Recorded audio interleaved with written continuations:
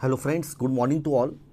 आज अपन एक इम्पॉर्टेंट टॉपिक को पूरी तरह से रिवाइज करने वाले हैं, ऑपरेशन एंड मिसमैनेजमेंट, सेक्शन 241 से 246।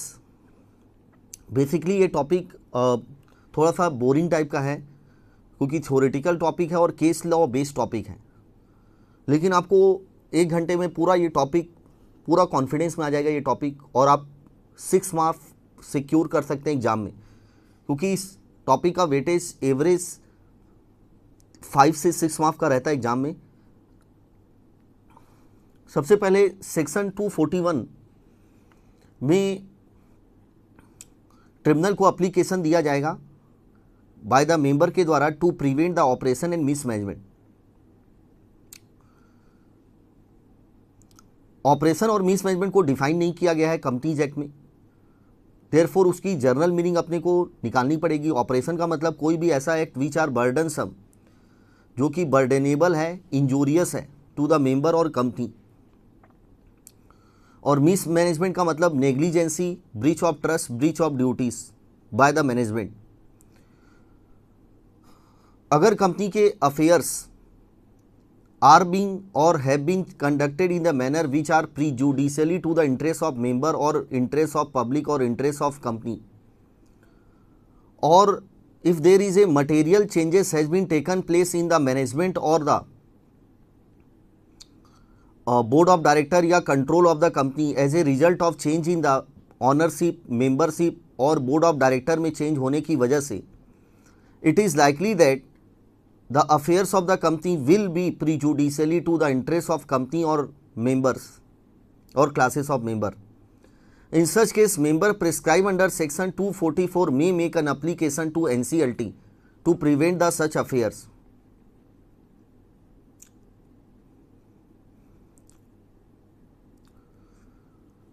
कितने मेंबर एप्लीकेशन देंगे? 244 में प्रिस्क्राइब किए गए हैं।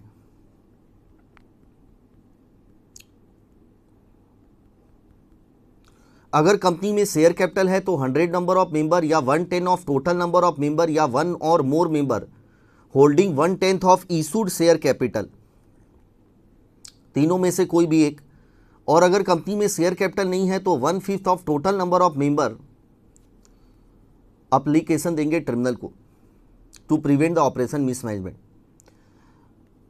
जिसकी कॉल इन एरियर ड्यू है मेंबर की या अदर सम कॉल में अदर ड्यूज है like interest on call in arrear, तो वो एप्लीकेशन नहीं दे सकता है, वो इनएलिजिबल रहेगा। जॉइंट शेयर होल्डर को सिंगल शेयर होल्डर काउंट किया जाएगा। In single application can be filed with the consent of rest member and tribunal may permit the lesser number of member to file the application to NCLT।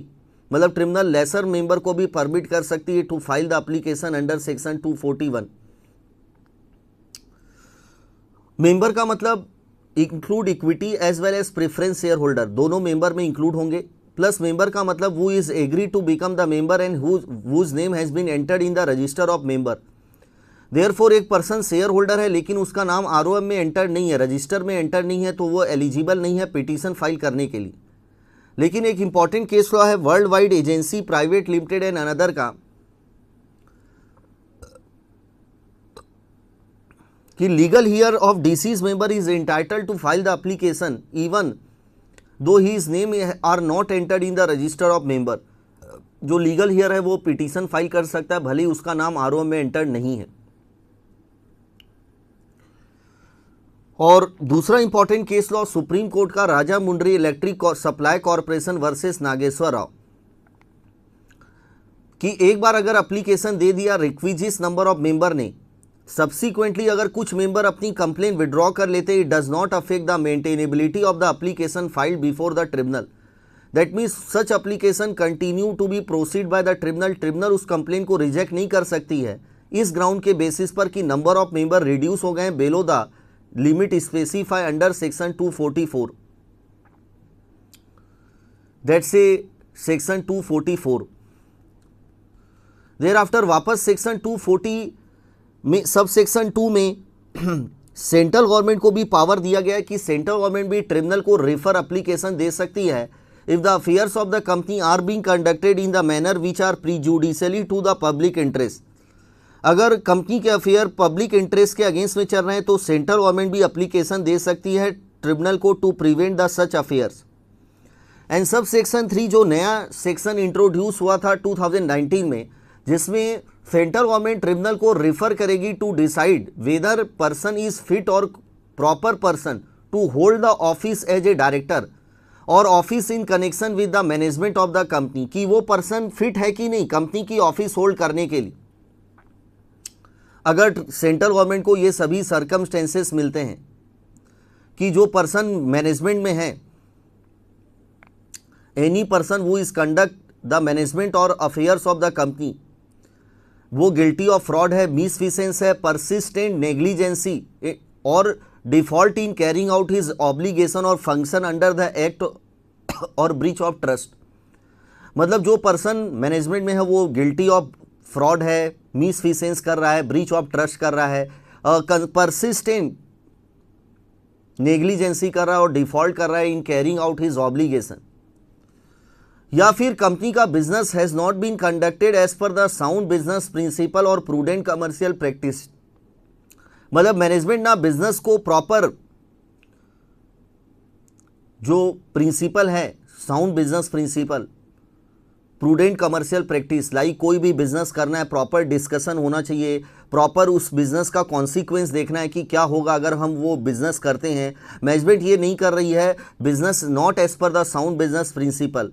Third is कि business इस manner में manage किया जा रहा है which is cause और likely to cause serious injury और damage to the interest of trade और business to which the such companies pertain. मतलब दूसरी बिजनेस को सीरियस इंजरी पहुंचा रही है, या फिर बिजनेस इस मैनर में मैनेज किए जा रहे हैं विच फ्रॉडुलेंट मैनर में with the intention to defraud with the creditor member और एनी अदर पर्सन।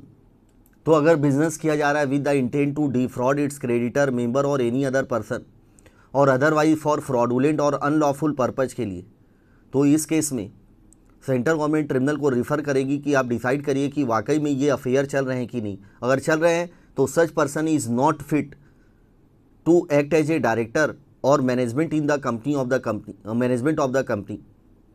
और 242 में ट्रिब्यूनल ऑर्डर पास करेगी कि वो फिट है कि नहीं है, और अगर ट्रिब्यूनल बोलती है कि वो फिट पर्सन नहीं है तो उसका कॉन्सिक्वेंस 243 में दिया गया है कि 5 साल तक वो किसी भी कंपनी में एज ए डायरेक्टर और मैनेजमेंट की ऑफिस होल्ड नहीं कर सकता, किसी भी कंपनी में 5 साल तक के लिए, प्लस उसे कोई कंपेंसेशन नहीं मिलेगा।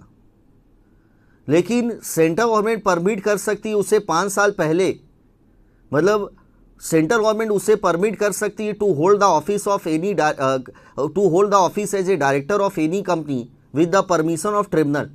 तो ट्रिब्यूनल से परमिट लेने के बाद सेंट्रल गवर्नमेंट परमिट कर सकती है उसे to hold the office as a director और मैनेजमेंट ऑफ एनी कंपनी। और अगर डायरेक्टर कॉन्ट्रावेंशन करता है इस ट्रिब्यूनल के ऑर्डर का तो अप टू 5 लाख की फाइन और 6 मंथ की इंप्रीजमेंट और बोथ हो सकता है। That's a section 241, read with 242 and 243।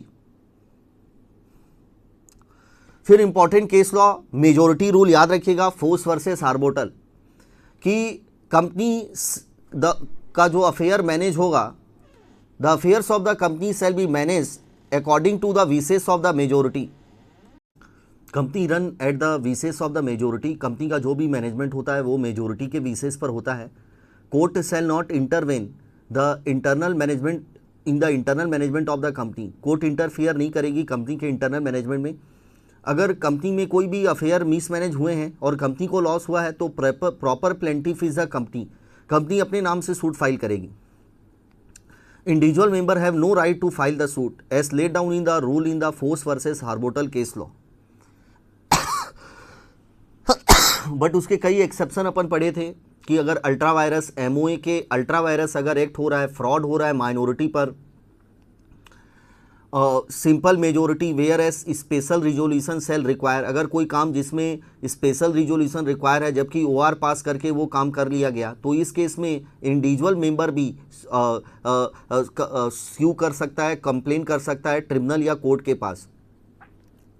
उसके बाद कुक वर्सेस डी का केस लॉ कि डायरेक्टर थे उनके पास 75% शेयर होल्डिंग थी। Can not contract in personal name, minority share holder claim to return the profit of the company, majority misuse its power to oppress the minority and action can be brought by the minority against the majority। तो company के पास एक बहुत बड़ा contract आया, उन लोग ने reject कर दिया और कॉन्ट्रैक्ट अपने नाम से ले लिया और उसमें बहुत प्रॉफिट कमाया, और वो प्रॉफिट क्योंकि कंपनी को वैसे बिलोंग होना चाहिए तो माइनॉरिटी ने क्लेम किया कि वो प्रॉफिट कंपनी का होना चाहिए।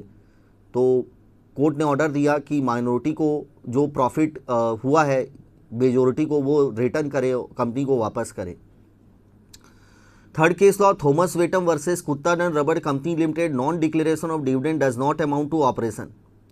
Ashoka betelnut company private limited versus M K Chandrakanta, continuous losses in the company does not amount to mismanagement. Seth Mohanlal Ganpatram versus Shri Sayaji jubilee cotton and jute mill company limited की कंपनी में अगर सर्टेन इरेगुलर ट्रांजेक्शन हुए हैं, invalid transaction हुए हैं, तो केवल transaction होने से ऑपरेशन मिसमैनेजमेंट नहीं माना जाएगा, अनलेस अगर उस ट्रांजैक्शन से कंपनी का या पब्लिक का इंटरेस्ट प्रिजुडाइज हो रहा है, then it amount to operation and mismanagement.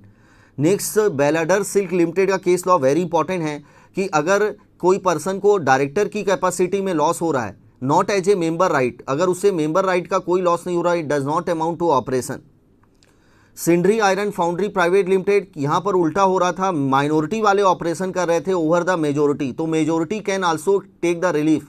अगर कंपनी में ऑपरेशन मिसमैनेजमेंट हो रहा है तो मेजोरिटी वाले भी रिलीफ क्लेम कर सकते हैं, क्योंकि सेक्शन 241 रीड विद 244 में केवल ये दिया है कि मेंबर रिलीफ ले सकते हैं, कहीं ऐसा नहीं दिया है कि माइनॉरिटी वाले रिलीफ लेंगे या मेजोरिटी वाले नहीं ले सकते।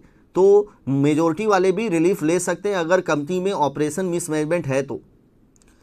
Next, deadlock in management, ji Nana Sambandam versus Tamil Nadu transport private limited. दो ग्रुप ऑफ प्रमोटर थे, Indian group, foreign group. Indian group के पास 49%, फॉरेन ग्रुप के पास 51%। कंपनी के आर्टिकल में लिखा था both group have the equal managerial power, दोनों ग्रुप के पास इक्वल मैनेजेरियल पावर रहेगा। दोनों ग्रुप के बीच में एक बहुत बड़ा डिस्प्यूट अराइज हो गया, जिसकी वजह से कंपनी में कोई ऑपरेशन नहीं हो पा रहा है, कोई भी बिजनेस एक्टिविटी, कोई ऑपरेशन नहीं हो पा रहा है। तो क्या इसे ऑपरेशन माना जाएगा? It does not amount to oppression. Oppression का मतलब होता है एक ग्रुप वाले दूसरे ग्रुप पर बर्डन सम एक्ट कर रहे हैं। यहाँ तो दोनों ग्रुप के पास बराबर पावर है, no one can operate each other, it amount to the deadlock in management. Therefore यहाँ पर ट्रिब्यूनल दो रिलीफ दे सकती है, या तो एक ग्रुप वाले दूसरे ग्रुप के पूरे शेयर बाय कर ले, जिससे 100% कंट्रोल एक ग्रुप के पास आ जाए। लेकिन अगर दोनों ग्रुप एक दूसरे के शेयर बाय नहीं कर पा रहे हैं, तो इस केस में उस कंपनी का वाइंडिंग अप कर दिया जाए on the basis of just an equitable ground given under the companies act. Next case law, Shishu Ranjan Dutta versus Bholenath paper house limited. अगर कोई डायरेक्टर है, उसकी ऑफिस टेन्योर खत्म हो गई है, उसके बाद भी वो अपने पावर एक्सरसाइज कर रहा है डायरेक्टर के, तो it simply amount to mismanagement. Next, PRC versus mill company limited, needles industries case, और Bhagirath Agarwala versus Tara property limited. इन तीनों केस लॉ में सिमिलर फैक्ट थे कि शेयर अलॉटमेंट करना जिससे मेजोरिटी माइनॉरिटी में कन्वर्ट हो रहे हैं, मेजोरिटी वाले माइनॉरिटी हो जा रहे हैं या माइनॉरिटी वाले मेजोरिटी हो जा रहे हैं, और अलॉटमेंट मेलाफाइड इंटेंशन के लिए हुआ है, कंपनी के पर्पज के लिए नहीं किया गया है, गलत इंटेंशन के पर्पज के लिए अलॉटमेंट किया गया है, तो उस अलॉटमेंट को वाइड माना जाएगा। प्लस जिस डायरेक्टर को रिमूव कर दिया गया उस कंपनी में, उसे वापस अपॉइंट किया जाएगा एज ए एमडी के रूप में। That's a case law of Bhagirath Agarwala versus Tara property private limited. And next case law is the Lalita Rajya Lakshmi versus Indian motor company limited की कंपनी में कुछ सर्टेन इलीगल या इरेगुलर ट्रांजैक्शन हुए थे। कोर्ट ने बोला कि आप प्रूफ लाइए कि कौन से ट्रांजैक्शन हुए। तो मेंबर लोग कंपनी में आते हैं बुक्स इंस्पेक्शन करने के लिए, उस ट्रांजैक्शन को चेक करने के लिए। डायरेक्टर लोग रिफ्यूज कर दिए कि हम बुक्स इंस्पेक्शन नहीं करने देंगे। क्या बुक्स रिफ्यूजल करना इंस्पेक्शन अमाउंट टू ऑपरेशन? तो इस केस लॉ में डिफाइड किया गया नॉट। केवल अगर डायरेक्टर लोग रिफ्यूज कर रहे हैं मेंबर को not to inspect the books of account, it does not amount to operation, इसे ऑपरेशन नहीं माना जाएगा। और एक केस लॉ जो मैंने आपको लिखने को बोला था, forcing risky object amount to, मतलब अगर माइनॉरिटी को हम फोर्स कर रहे हैं कि आपका पैसा हम रिस्की ऑब्जेक्ट में लगाएंगे, कंपनी अपने रिस्की ऑब्जेक्ट में उसमें इन्वेस्ट करेगी, जबकि माइनॉरिटी लोग अनविलिंगनेस है, माइनॉरिटी रेडी नहीं है उस रिस्की ऑब्जेक्ट से, और हम उसे फोर्स कर रहे हैं मेजोरिटी वाले, it amount to operation. Case law is the Hindustan cooperative insurance society limited, Hindustan cooperative insurance society limited, ये केस लॉ लिख लीजिएगा, forcing risky object amount to operation.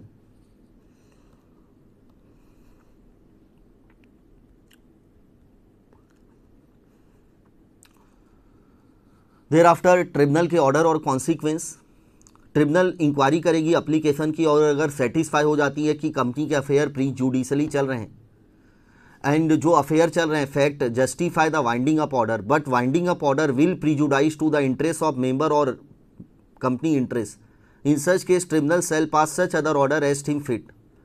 क्या क्या ऑर्डर पास कर सकती है? First, to regulate the affairs of the company in future, to purchase the shares of member by the company itself और by other member, consequent reduction of share capital, अगर company purchase करती है तो reduction का order देना, to impose restriction in transfer और allotment of security, कि नए शेयर अलॉट नहीं होंगे, पुराने शेयर ट्रांसफर नहीं होंगे। अगर कंपनी का एग्रीमेंट हुआ है एमडी, मैनेजर या डायरेक्टर के साथ, उस एग्रीमेंट को टर्मिनेट, मॉडिफाई, सेट असाइड करना। और सेक्शन 243 में दिया गया कि कोई कंपेंसेशन नहीं मिलेगा अगर डायरेक्टर की ऑफिस टर्मिनेट होती है, further he shall vacate his office immediately, उस कंपनी से उसे तुरंत ऑफिस वेकेट करना पड़ेगा, और वो 5 साल तक उस कंपनी में एज ए एमडी या डायरेक्टर के रूप में अपॉइंट नहीं हो सकता, लेकिन हो सकता है unless permitted by the tribunal, और ट्रिब्यूनल परमिट करने से पहले एक बार नोटिस देगी सेंट्रल गवर्नमेंट को।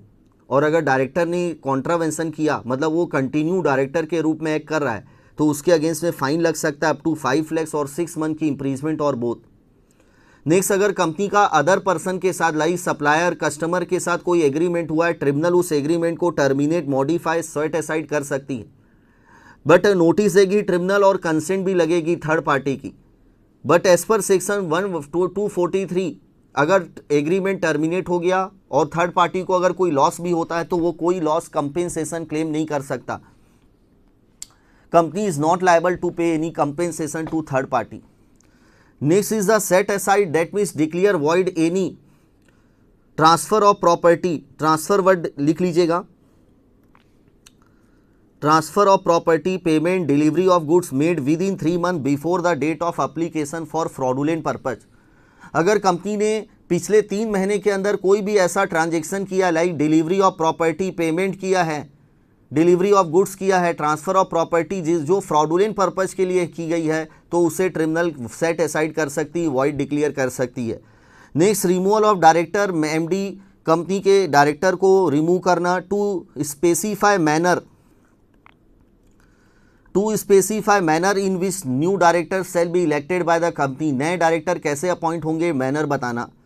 Appoint such person as a director of the company to report to the tribunal on such matter, कि ट्रिब्यूनल कंपनी में खुद अपने किसी पर्सन को डायरेक्टर अपॉइंट कर सकती है जो कि ट्रिब्यूनल को रिपोर्ट करेगा on such matter as the tribunal specify. To recover undue gain made by the director by using the property, जो अनड्यू गेन डायरेक्टर ने कमाए हैं उसको रिकवर करना। To impose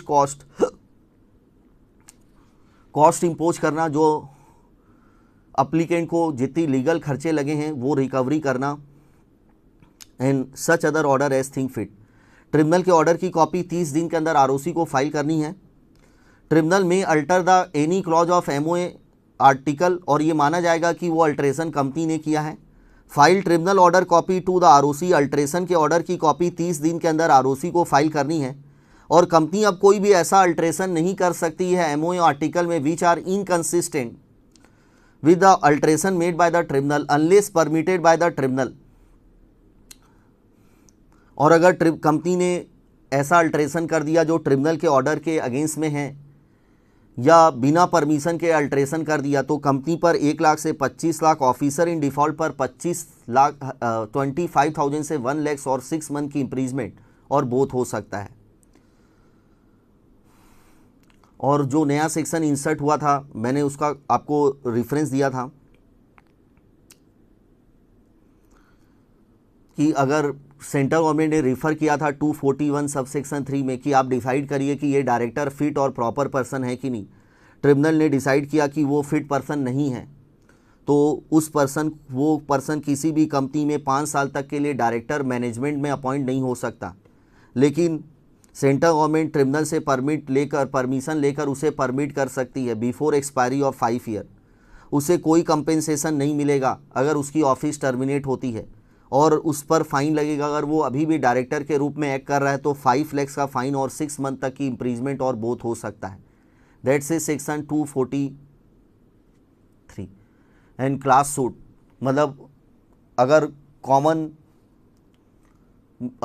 group of member जिनको कॉमन इंजरी हुई है, कॉमन ग्रीवियंस है उनकी, अगेंस्ट द सेम पर्सन, जिसने लॉस पहुंचाया वो सेम पर्सन है, तो उन लोग मिलकर ट्रिब्यूनल के पास जा सकते हैं रिलीफ लेने के लिए। तो क्लास सूट का मतलब ही यही है कि अगर common class of member having a common injury और common grievance against the same person can take the relief by making application to the tribunal, जिसे अपन रिप्रेजेंटेटिव एक्शन भी बोलते हैं। रिप्रेजेंटेटिव क्लास सूट को अपन बोलते हैं रिप्रेजेंटेटिव एक्शन।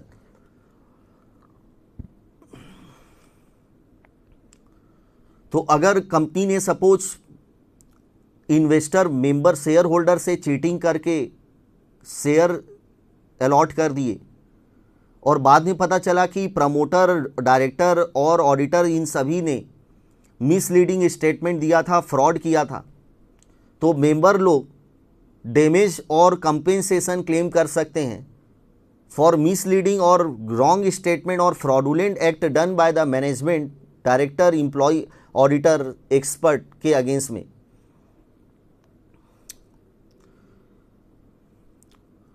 टू 245 अल्टरनेटिव है 241 का।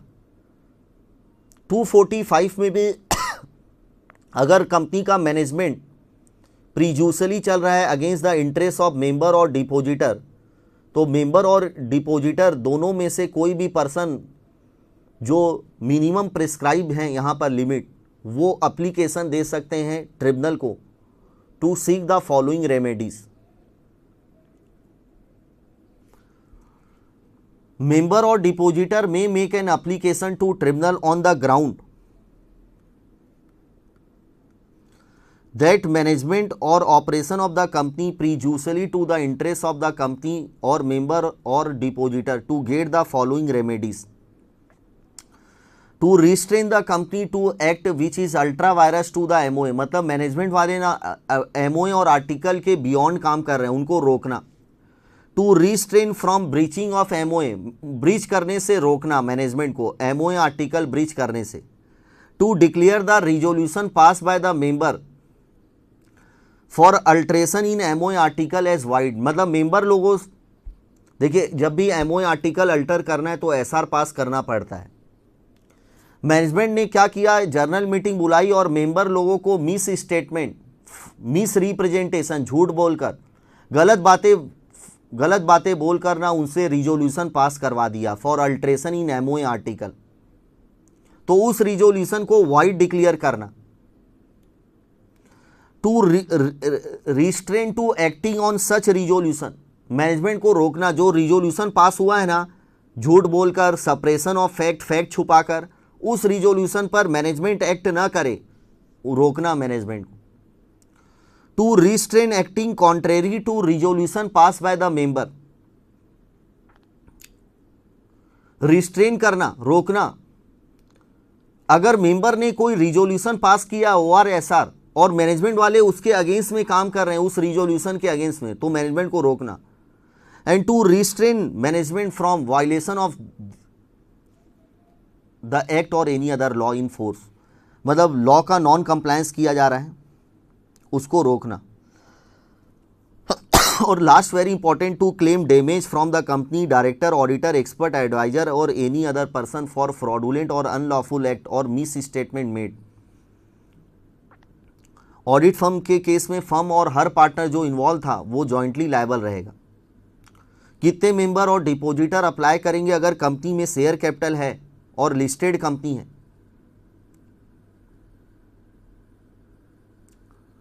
तो 100 number of member, 5% of total number of member और 1 और more member holding 2% of issued share capital provided member no call in arrears due. लेकिन उनकी कोई कॉल इन एरिया ड्यू नहीं होनी चाहिए। अगर अनलिस्टेड कंपनी है तो 100 member, 5% of total number of member और 1 और more member holding 5% of issued share capital provided member have no call in arrears due. और अगर कंपनी में शेयर कैपिटल नहीं है तो 1/5 of total number of member. और डिपॉजिटर अगर एप्लीकेशन देना चाहते हैं तो 100 नंबर ऑफ डिपॉजिटर या 5% of total number of depositor और 1 और more depositor to whom the company own 5% of total outstanding amount of deposit. Like company का डिपॉजिट 50 लाख का है, इसका 5% मतलब 2.5 लाख। अगर मेरे पास अकेले के पास अगर 2.5% है तो मैं अकेला मेंबर भी, मैं अकेला डिपॉजिटर भी सूट फाइल कर सकता हूं। जितने भी सिमिलर एप्लीकेशन होंगे सेम कंप्लेन, सेम मैटर के बारे में, अलग अलग जुरिडिक्शन में, अलग अलग एरिया में, लाइक कुछ मेंबर बॉम्बे के थे, बॉम्बे ट्रिब्यूनल में अपील किए, सूट फाइल किए, कुछ दिल्ली में थे, तो सिमिलर कॉज के जो एप्लीकेशन थे सिमिलर मैटर के बारे में, सेम पर्सन के अगेंस्ट में, डायरेक्टर के अगेंस्ट में सेम कंप्लेन, सेम मैटर के बारे में कंप्लेन फाइल की गई अलग अलग एरिया में, उन सभी कंप्लेन को एक सिंगल एप्लीकेशन में कंसोलिडेट कर दिया जाएगा, एक सिंगल एप्लीकेशन। और मेंबर और डिपॉजिटर जो एप्लीकेशन दिए हैं डिफरेंट एरिया के, उन लोग आपस में सेलेक्ट करेंगे कि लीड एप्लीकेंट कौन रहेगा। और अगर मेंबर और डिपॉजिटर डिसाइड नहीं कर पा रहे हैं कि लीड एप्लीकेंट कौन रहेगा तो ट्रिब्यूनल अपॉइंट करेगी लीड एप्लीकेंट, जो कि रिप्रेजेंट करेगा सभी मेंबर और डिपॉजिटर को। To class suit for same cause shall not be allowed, मतलब एक बार आपने सूट फाइल कर दिया तो फिर से उसी कॉज के बारे में, उसी मैटर के बारे में फिर से सूट फ्यूचर में अलाउ नहीं होगा। सेल वर्ड ऐड कर लीजिएगा।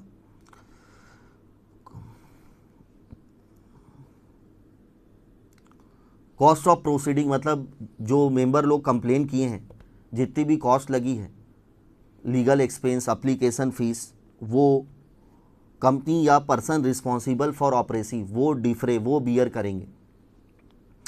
अगर ट्रिब्यूनल का ऑर्डर आ जाता है तो वो ऑर्डर बाइंडिंग रहेगा और ट्रिब्यूनल के ऑर्डर का कॉन्ट्रावेंशन हुआ तो कंपनी पर 5 से 25 लाख का फाइन, ऑफिसर पर 3 इयर्स की इम्प्रीजमेंट और फाइन 25,000 से 1 लाख और बोथ हो सकता है। लेकिन अगर एप्लीकेशन फ्रीवेलियस या वेकेसियस मतलब बेसलेस कंप्लेन फाइल की गई है, विदाउट रीजन, बिना कोई एक्चुअल में कंपनी में गलत काम नहीं हो रहे थे, मैनेजमेंट कोई गलत काम में इंगेज नहीं थी, मैनेजमेंट कोई इलीगल काम नहीं कर रही थी, हमने जानबूझकर परेशान करने के लिए कंप्लेन फाइल किया है, तो ट्रिब्यूनल रिजेक्ट कर देगा एप्लीकेशन और ऑर्डर द एप्लीकेंट, और ऑर्डर देगा एप्लीकेंट को shall pay to the opposite party cost not exceeding 1 lakh. यानी कि अपोजिट पार्टी को, मतलब जिसके अगेंस्ट में आपने कंप्लेन फाइल की है, आप उसको कॉस्ट पे करो क्योंकि आपने उसके अगेंस्ट में गलत कंप्लेन की है। कितना कॉस्ट? Not exceeding 1 lakh. और ये सेक्शन अप्लाई नहीं होता है not applicable to banking company, मतलब बैंकिंग कंपनी में अगर कोई भी मिसमैनेजमेंट हो रहा है तो मेंबर और डिपॉजिटर यहाँ पर अप्लाई नहीं कर सकते 245 में, क्योंकि उनके लिए अलग से लॉ है बैंकिंग रेगुलेशन एक्ट में। बैंकिंग रेगुलेशन एक्ट हो गया, आरबीआई एक्ट हो गया, इन सभी में वो कंप्लेन कर सकते हैं। एंड लास्ट सेक्शन 246 जिसमें ये लिखा है 337 से 341 जो अपने सिलेबस में कवर नहीं है, ये सेक्शन ना अपने सिलेबस से हट गए हैं, ये वाइंडिंग अप के चैप्टर में दिए गए हैं और वाइंडिंग अप के चैप्टर में ये सेक्शन अपने सिलेबस से एक्सक्लूड कर दिए गए हैं सीए फाइनल में। तो at the time of operation mismanagement the provision, यहाँ पर पनिशमेंट दी गई है, तो ऑपरेशन मिसमैनेजमेंट के समय भी 337 से 341 के प्रोविजन अप्लीकेबल होंगे।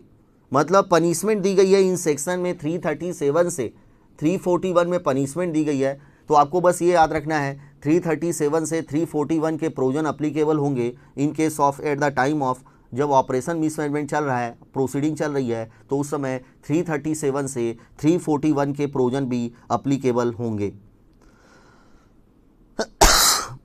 तो ये पूरा चैप्टर अपना कंप्लीट हो गया। मैं कुछ क्वेश्चन इंपॉर्टेंट डिस्कस कर रहा हूं आपसे।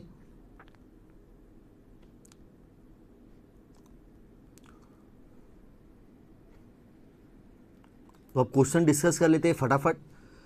फर्स्ट क्वेश्चन सीट में आप देखेंगे, पहला क्वेश्चन आपको मिलेगा पेज नंबर 6.4 में, चैप्टर का first question. The director of the company had more than 75% share, majority shareholding मेरे पास है। The company was carrying on business of construction of project. Director acquire certain contract in own name in breach of trust, made profit for themself. मतलब director लोगों ने क्या किया कि company के नाम का कॉन्ट्रैक्ट था, उन्होंने अपने नाम से ले लिया और पर्सनल प्रॉफिट कमा लिया। In the annual general meeting they pass a resolution that company has no interest in the contract. देखिए उन्होंने जर्नल मीटिंग में रिजोल्यूशन पास कर दिया कि हमको ये कॉन्ट्रैक्ट नहीं लेना है कंपनी के नाम से, कंपनी के पास बहुत सारे काम है इसलिए हम ये कॉन्ट्रैक्ट नहीं लेंगे, तो रिजेक्ट कर दिया और बाद में वो कॉन्ट्रैक्ट अपने नाम से ले लिया। The minority shareholder file suit against the writer asking them to account for the profit, discuss. तो भाइयों लॉस कंपनी को हुआ है, तो बेसिक रूल अपने को फोर्स वर्सेस हॉर्बर्टल के बारे में लिखना है।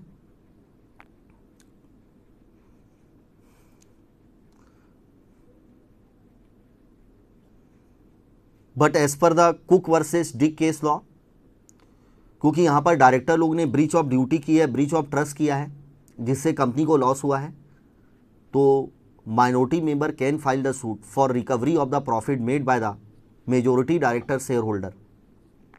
तो कुक वर्सेस डिक का मेन केस लॉ का रेफरेंस आएगा।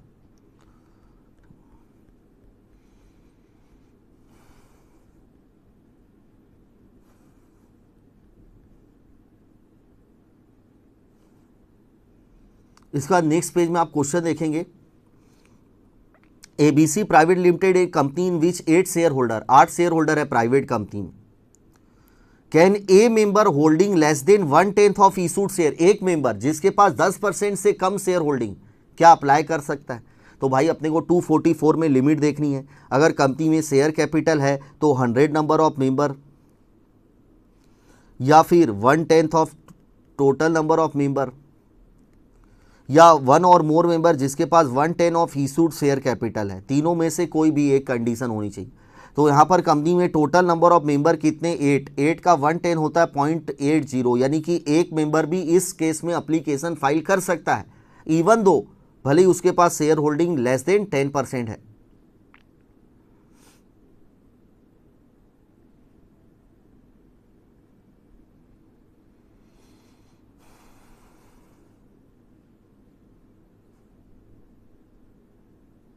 इसके बाद बहुत सारे केस है, 244 के कम से कम 5 केस है जो बहुत इंपॉर्टेंट हैं। मैं केवल एक केस, दूसरा केस वैसे डील कर चुका हूँ क्लास के समय, फर्स्ट केस फिर से डील कर रहा हूँ। A group of shareholder consisting 25 member decide to file a petition before the tribunal for relief against the operation and mismanagement by the board of director. तो 25 member ना board के against में, company के against में complain करना चाहते हैं tribunal को। The company has a total 300 member and the group of 25 member hold 1/10 of total paid up share capital, 1/10 of total for paid up capital नहीं देखना है, ध्यान रखिएगा, 1/10 of issued share capital, तो आगे लिखा है for 1/15, 1 डिवाइड बाय 15। तो 1 डिवाइड बाय अगर आप 15 करेंगे ना भाइयों तो आपका हो जाएगा 6.66% मेंबर, 6.66, जबकि कितने होने चाहिए, या तो 100 मेंबर या 10% of total number of member, 1/10 of total 10%, या 1 और more member holding 10% of issued share capital. यहां तो ना 100 मेंबर हो रहे हैं। आगे देखते हैं, the main grievance of group is that due to mismanagement by the board of director the company is incurring losses and the company has not declared any dividend even when profit was available in the past year for declaration of dividend. Advise the group, देखिए दो चीज बोला, grievance क्या थी, company को loss हो रहा है। एंड कंपनी डिविडेंड डिक्लेयर नहीं कर रही है, जबकि कंपनी का बहुत प्रॉफिट है, पुराना प्रॉफिट। दो ग्रीवियंस है, दो कंप्लेन। तो पहले देखते हैं कि क्या पर्सन अप्लीकेशन दे सकते हैं कि, तो कितने पर्सन देंगे, 100 member, 1/10 of total number of member, और member holding 10% of issued share capital. तो इस क्वेश्चन में 100 मेंबर तो नहीं हो रहे हैं, कितने फाइल कर रहे हैं, 25, तो 25 कर सकते हैं कि नहीं, देखिए आप। तो टोटल मेंबर कितने थे, 300, 300 का 10% कितना होता है, 30 मेंबर, जबकि 25 हो रहे हैं। और उनके पास कितने परसेंट शेयर होल्डिंग है, 1/15, मतलब 6.6% ऑफ इशूड शेयर कैपिटल। यानी तीनों कंडीशन सेटिस्फाई नहीं हो रही है, ना ही 100 मेंबर है, ना ही 1/10 of total number of member है, और ना ही इतने मेंबर है जिनके पास 10% ऑफ इशूड शेयर कैपिटल है। इसका मतलब उनका पिटीशन एडमिट नहीं हो सकता है। और फिर दो जो ग्रीवियंस है वो भी दो केस लॉ था, याद करिए, कंटिन्यूअस लॉसेस, थॉमस वेटम के बाद वाला केस लॉ था, Ashoka betelnut versus MK Chandrakanta. और डिविडेंड के बारे में था थॉमस वेटम versus Kuttanad rubber company limited. तो देखिए दोनों केस लॉ का रेफरेंस दिया गया है। Non declaration of dividend does not amount to operation, और अगर लॉस हो रहा है तो केवल लॉस होना, does not amount to operation.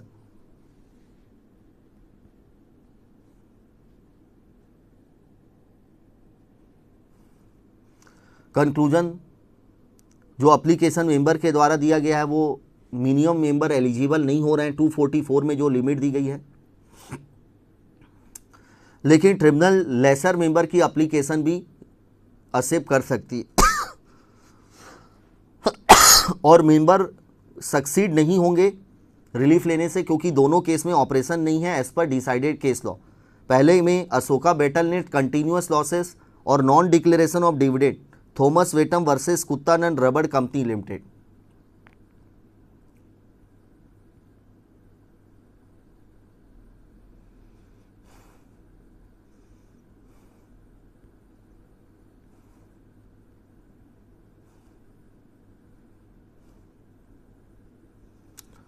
इसके बाद नेक्स्ट क्वेश्चन है mister messrs city hospital private limited का, जिसमें दो ग्रुप ऑफ डायरेक्टर है। Dispute arise between the two group out of which one group control the majority of share.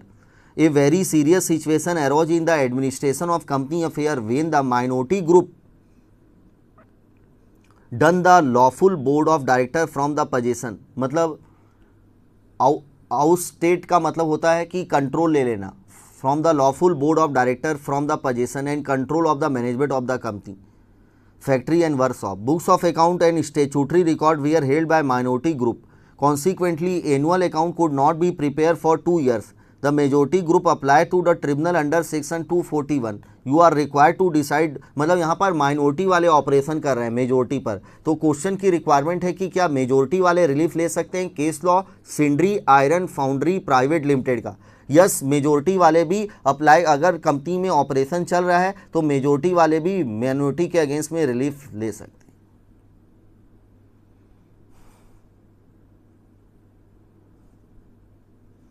और इस question में सेकेंड पार्ट में लिखा है ट्रिब्यूनल क्या रिलीफ देगी, तो ट्रिब्यूनल में grant such relief as deem fit in light of fact and circumstances को देखते हुए in accordance with provision of section, क्योंकि ऑर्डर ट्रिब्यूनल कौन से सेक्शन में देगी, 242 एंड 243 में।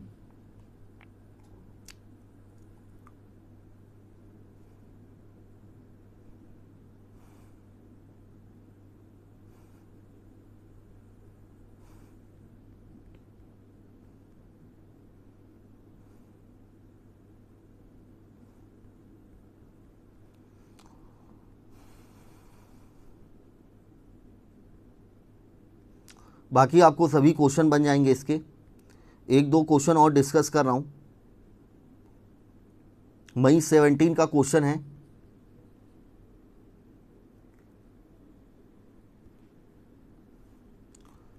पेज नंबर 6.19 में आपको मिलेगा।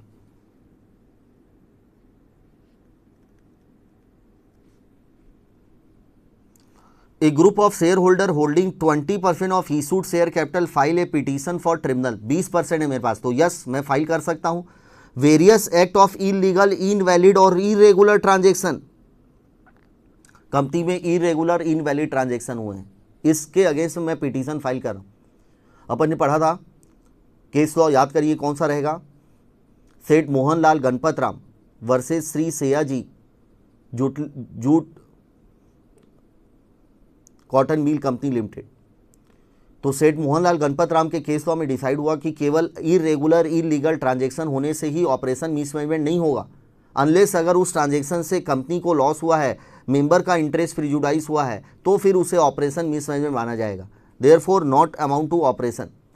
Second, losses incurred due to mismanagement, losses, तो आपको केस लॉ का रेफरेंस देना है, कौन सा case law, Ashoka betelnut versus M K Chandrakanta, कि अगर लॉस हो रहा है केवल continuous, it does not amount to mismanagement, but अगर लॉस हो रहा है मैनेजमेंट की नेग्लिजेंसी, मैनेजमेंट के परसिस्टेंट डिफॉल्ट की वजह से, देयरफॉर इस केस में उसे मिसमैनेजमेंट माना जाएगा। And non declaration of dividend कभी भी ऑपरेशन नहीं माना जाता एज पर थॉमस वेटम versus Kuttanad rubber company limited.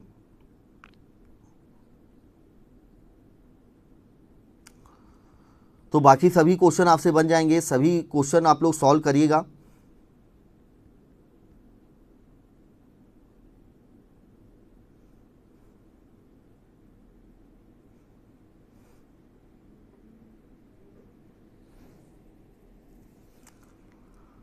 एक लास्ट क्वेश्चन देखते हैं आरटीपी नवंबर 18 का क्लास सूट के बारे में। A group of depositor in messrs bright limited, a listed company appointed mister fair and advocate as a representative to file an application in NCLT. Group of depositor थे, उन्होंने एक advocate को appoint किया कि भैया आप हमारे बिहाफ में, हम आपको पावर दे रहे हैं, आप हमारे बिहाफ में केस फाइल करिए रिप्रेजेंट ट्रिब्यूनल में, to bring a class suit against the management of company as their opinion management and conduct of affair are being conducted which are prejudicial to depositor। क्योंकि company में जो management चल रहा है ना वो प्रीजुडिशली है against the interest of depositor. Examine in the given situation whether the appointment of mister Fair is valid as regard in filing of application, मतलब ये अलग ही टाइप का क्वेश्चन है। इसमें ये पूछ रहा है कि जो डिपोजिटर ने एडवोकेट को अपॉइंट किया है रिप्रेजेंटेटिव के रूप में, क्या वो अपॉइंटमेंट वैलिड है क्या इन light of provision of companies act.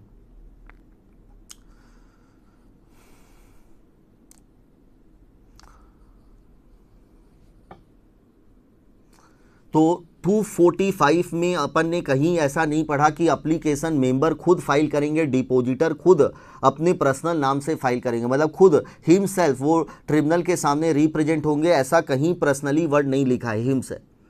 Therefore companies act में एक जर्नल सेक्शन है 432 कि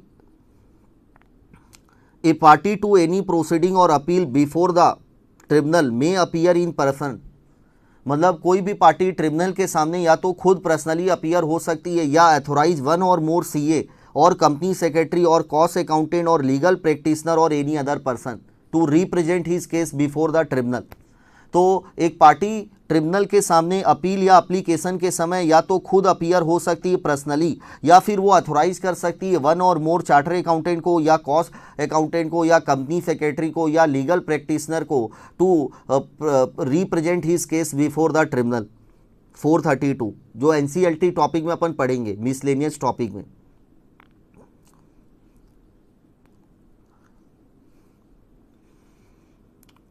देयरफॉर अथोराइजेशन वैलिड है, अथोराइज किया जा सकता है। और ऊपर वाले जो फर्स्ट पार्ट में था ना, कंपनी में टोटल 200 डिपोजिटर थे, 20 डिपोजिटर ने एप्लीकेशन दिया, तो भाइयों कितने डिपोजिटर एप्लीकेशन देंगे, 100 या 1/10 ऑफ टोटल डिपोजिटर, या इतने डिपोजिटर जिनको 10% पैसा लेना है आउटस्टैंडिंग टोटल डिपोजिट का। तो यहाँ पर 200 का 10% 20 डिपोजिटर यस एप्लीकेशन उन लोग फाइल कर सकते हैं और उन लोग किसी एडवोकेट को अथोराइज कर सकते हैं टू फाइल द पिटीशन। तो ये टॉपिक अपना पूरा कंप्लीट हो गया है। फाइनली केवल सेक्शन वाइज हेडिंग को रिवाइज कर रहा हूं। सबसे पहले सेक्शन 241 याद रखिएगा, application to tribunal to prevent the operation mismanagement. कौन देंगे एप्लीकेशन? मेंबर, जो 244 में प्रेस्क्राइब है। सेंट्रल गवर्नमेंट भी कुछ केस में एप्लीकेशन दे सकती है ट्रिब्यूनल को। 242 ट्रिब्यूनल के पावर दिए गए और ऑर्डर, क्या क्या ऑर्डर पास करेगी। 243 ट्रिब्यूनल के ऑर्डर का कॉन्सिक्वेंस क्या होगा वो दिया हुआ है कि डायरेक्टर को कोई कंपेंसेशन नहीं मिलेगा, थर्ड पर्सन को कोई कंपेंसेशन नहीं मिलेगा। 244 कितने मेंबर एप्लीकेशन देंगे ट्रिब्यूनल को। 245 क्लास सूट, मतलब कुछ रिप्रेजेंटेटिव, मतलब सेम क्लास जिनको सेम प्रॉब्लम, सेम इंजुरी हुई है, सेम टाइप की कंप्लेन है अगेंस्ट द सेम पर्सन के अगेंस्ट में, तो वो मिलकर सूट फाइल कर सकते हैं ट्रिब्यूनल के पास, क्लास सूट। यहाँ पर कौन फाइल कर सकता है? मेंबर भी और डिपोजिटर्स भी। मेंबर में 2 केस है, याद रखिएगा। शेयर कैपिटल है तो लिस्टेड और अनलिस्टेड के लिए अलग है, ध्यान रखिएगा। लिस्टेड में 105% और 5% ऑफ 1 और more depositor holding 2% of issued share capital. जो मैंने अभी क्वेश्चन आपको डिपोजिटर का बोला था, 200 डिपोजिटर थे, उसका 5% आपको देखना है। 10 डिपोजिटर भी हो जाएंगे तो एप्लीकेशन वैलिड रहेगा। यहाँ पर तो 20 डिपोजिटर हो गए हैं। देखिए, डिपोजिटर के लिए 100 number of depositor, 5% of total number of depositor और 1 और more depositor holding 5% of outstanding deposit amount. ठीक, तो लिस्टेड में याद रखिएगा इशूड शेयर कैपिटल का 2% है, जबकि अदर कंपनी में 5% ऑफ इशूड शेयर कैपिटल। बाकी सभी जगह सेम है, 100, 5% और 5%।